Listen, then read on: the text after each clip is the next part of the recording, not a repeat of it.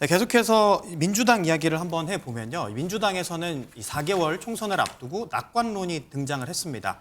먼저 영상이 준비되어 있는데요. 영상 보고 대담 이어가 보도록 하겠습니다. 민주정부 20년 집권 플랜 TF를 준비해서 구성을 하겠습니다. 지금의 현황에 안주하지 않고 시대적인 과제, 국민의 명령을 완수를 하겠습니다. 이 125명이 다 내년에 당선되면 우리 당이 240석이 됩니다.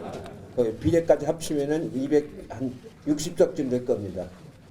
충분히 우리가 꿈꿔볼 수 있는 그런 가능성이라고 생각을 합니다. 수도권 120 몇 개 의석을 석권하면 200석 못하리라는 법도 없습니다. 그래서 내년 총선에 우리 당의 최대의 목표는 윤석열 대통령의 법률안 거부권 행사 기반을 최소한으로 축소하는 거다. 그러니까 소위 말해서 100석 이하로 최대한 내리는 거다. 네, 이해찬 전 대표가 이 세종시에서 열린 한 행사에서 이렇게 이야기를 했습니다. 154석이 되는 거다. 이렇게 이야기를 하면서 호남에서 30개, 부울경 37개, 뭐 이렇게 해서 100 더하면 154개 정도가 되는 거다. 이렇게 이야기를 했는데 먼저 한민수 대변인께 질문을 드리자면 계속해서 얘기를 하셨지만 민주당 내부에서는 정확하게 이 발언에 대해서 어떻게 보고 계신지 궁금합니다. 당에서 이런 이해찬 전 대표님의 말씀 가지고 의논을 하거나 그런 건 전혀 없습니다. 없는데 이 자리마다 성격은 좀 있는 것 같아요. 좀 전에 원외 지역위원장들 가가지고는 그분들 다 당선돼서 오라고 하지 않겠습니까? 당신들은 앞으로 들어오기 힘들어 이런 얘기 안 하죠. 그러니까 여러분들까지 모두 국회의원이 되면은 우리가 260석도 될 수. 그 말 그대로 이렇게 용기를 붙들어 주려고 한 얘기지. 그런 의미에서 그런 한 얘기죠. 얘기고 네. 뭐 내년 총선을 낙관해서 나온 얘기는 저 얘기하면은 아니라는 누가 말씀이세요? 저기 다른 자리에서 하면 그런 얘기는 안 되는 거죠. 근데 이해찬 전 총리님이 되게 통찰력이 있고 분석을 잘 하시기 때문에 네. 154석은 보니까 어느 지역을 이렇게 얘기하셨더라고요. 네. 이 자리도 세종시에 있는 우리 당원들 얘기였습니다. 네. 당원들 얘기인데 좀 전에 200석도 얘기 나오는 방송 가셔서 한 것들 있지 않습니까? 네. 전 저런 것들은 이제 조금 국민들께 불편하게 비칠 수도 있겠다는 생각이 들어요. 네. 왜냐하면 지금 아까도 우리가 좀 전에 얘기했듯이 지금 현재 상황에서는 국민의힘이 서울과 수도권에서 상당히 고전을 하고 있는 거 여론조사가 나오지만 아직 넉 달이나 남았습니다. 네. 우리 국민들이 가장 싫어하시는 것들이 저도 예전에 기자할 때나 정치권에서 보니까 오만한 모습이에요. 예. 강서구청장 선거 이후로 정말 우리가 낮은 자세로 당대표부터 무지 많은 애를 썼습니다. 예. 그 이유는 국민들을 보실 때 우리가 너희들 잘해서 표준 것도 아닌데 오만을 떨고 있네? 그러면 그 심판이 정말 우리 민주당이 올 수 있습니다. 네. 그게 가장 무서운 상황이거든요. 그래서 이 자리자리에 성격이 있고 하기 때문에 용기를 붙들어주고 우리 당원들한테 잘 될 수 있으니 네. 우리 열심히 합시다. 이런 거가 되는데 그게 자칫 저렇게 우리 영상에 보이고 또 방송 가서 당 밖에 계신 분들이 200석이 어떻게 나오겠습니까? 저는 나올 수가 없어요. 노력하면은 네. 또 나올 수 아유, 있지 그건 않겠습니까? 아무리 우리 국민들께서 열심히 하신다고 하셔야죠. 해도 네. 지금 우리 대표도 몇 번 말씀하셨는데 우리 최대 목표는 내년 4월 10일 날 한 석이라도 더 여당보다 받는 거. 네. 그게 우리 간절한 마음이고요. 네. 거기에서 조금 더 목표를 세운다면은 과반 의석입니다. 과반 의석 받는 게 우리 목표고 네. 그런 거지 과도하게 좀 하는 모습들이 국민들을 보실 때 불편하실까 봐 좀 걱정되는 부분이 있습니다. 네. 차 교수님, 그런데 이런 한민수 대변인님의 이야기와는 조금 다르게 느껴지긴 했거든요. 제가 느끼기에는.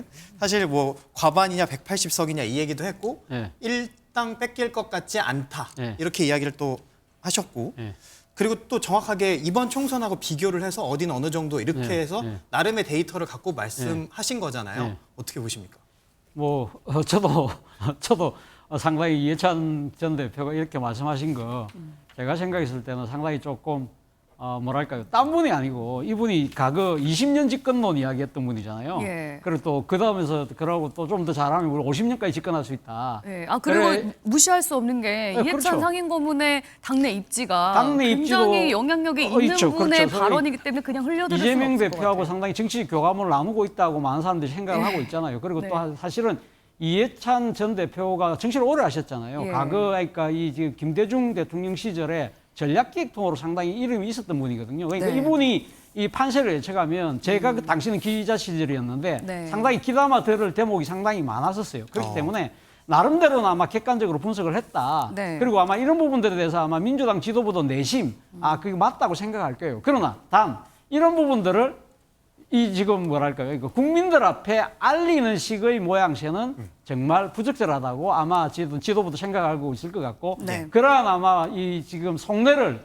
아마 한민수 대변인께서 방금 말씀하시지 않았나 생각이 애써 드는데. 넣고 계시는 것 같기도 예, 근데 네. 저는 뭐 그런 걸 다 떠나서 지금 현재 민주당을 바라보는 국민들의 시선이 물론 이제 정치공학적으로는 그렇게 한 180석까지 넣을 수 있다는 뭐 이런 계산이 가능하지만 실제 그것이 가능할 것인가에 대해서는 고개를 많은 사람들이 갸웃거리고 있다는 것이죠. 지금 당장 민주당 내에서 지금 당내 갈등이 정점으로 좀 치닫고 있지 않습니까? 당장 지금 전직 당대표팀 이낙연 전 총리가 지금 이재명 대표의 각을 세우고 있잖아요. 네. 뭐 여차하면 지금 신당을 만들겠다는 상황이고요. 그리고 네. 여기에다가 전직 또 총리라고 할 수 있는 어떻게 보면 민주당의 근간이라고 할 수 있는 김부겸, 정세균 총리까지 상당히 당에서의 민주주의가 지금 사라졌다. 그리고 또 뭐 지금 사당화돼 있다. 네. 또 지금 당내에서는 공개적으로 뭐 지금 나치를 닮아가고 있다는 이야기까지 나오고 있는 상황이기 때문에 이런 부분들에 대해서 국민들이 적잖게 고개를 끄덕거리고 있다. 네. 그게 여기다가 이재명 대표의 사법 리스크가 점점 커지고 있잖아요. 예, 예. 그래서 어제도 뭐 지금 공직선거법과 관련된 재판이 있었습니다만 이런 모든 상황들이 거의 실황 중계되고 있잖아요. 네. 이런 부분들이 앞으로 그러면 없느냐. 계속해서 지금 선거는 재판은 줄줄이 계속되는 상황이기 때문에 네. 이러한 모든 것들을 감안하면 과연 현재의 정치공학적 계산이 과연 그대로 이어질 것이냐. 네. 이런 부분들을 굳이 그렇게 드러내면서까지 이야기할 필요가 있을까라는 부분에 대해서 이 당내의 우려에 대해 저도 똑같이 공감을 하는 바입니다. 네. 근데 이해찬 상임고문이 어떻게 보면 정치 고수 구단이라고 할 수 있을 텐데 왜 이런 얘기를 했을까? 최수영 의원님께서 보시기에 이 비관론이 더 나을까요? 낙관론이 더 나을까요? 어떤 게 더 총선 전략에 좋다고 보십니까? 물론 전직 당대표니까 당을 좀 치열업해야 되는 게 있을 겁니다. 근데 네. 우리가 흔히 하는 말처럼 고개 드는 순간 망하는 게 정치하고 골프입니다. 이제 지금 여기 이런 겸손해야 한다. 그렇죠. 네. 그 우리가 흔히 하는 그러니까 고개 드는 순간 망하는 게 이제 정치와 골프라는 얘기를 우리가 흔히 하는데 네. 저는 이제 뭐 이렇게 말씀하시자면 수도권 70석 사실 수도권이 121석이거든요. 예. 자 그러면 수도권에서 절반 이상 승리 못하면 과반 못 가져가는 거 이건 아주 공식입니다. 여야 막론하고 네. 그렇기 때문에 지금 더더군다나 지난 총선에서 그런 승리를 압승을 거뒀기 때문에 이런 자신감을 과도하게 갖는 건 좋습니다. 네. 다만 지금 구도 자체도 민주당에 불리하지 않은 것도 맞습니다. 그런데 단순히 이렇게 전직 당대표로서 당을 이렇게 이끄는 치열업을 했다라고 보기에는 저는 조금 전현직 대표의 좀 리스크가 커요.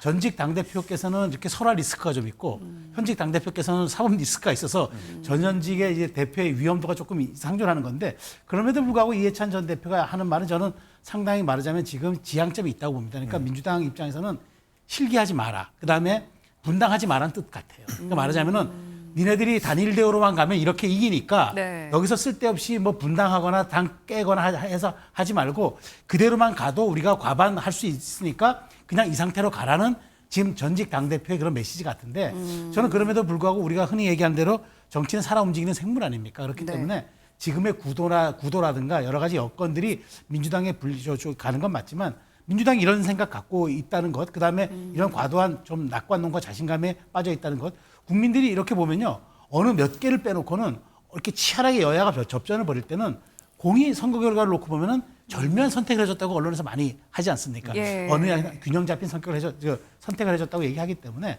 저는 이해찬 전 대표의 말이 단순하게 어떤 사기를 북돋는 그런 말을 떠나서 지금 여러 가지 이낙연 신당이라든가 당의 균열 지점이 나오고 비명과 친명 간에 이런 여러 가지 좀 말하자면 지금 뭔가 갈등의 지점들이 있는 상황에서 이 얘기를 한 것은 갈라서지 않고 한 길만 가면은 이성적 얻을 수 있으니까 무리하지 말라. 그런 전략적 어떤 그 노회함의 어떤 반로에서 나온 발언이 아닐까 조심스럽게 저는 추측합니다. 네. 단일 대우를 하라는 뜻이었다라고 말씀을 해.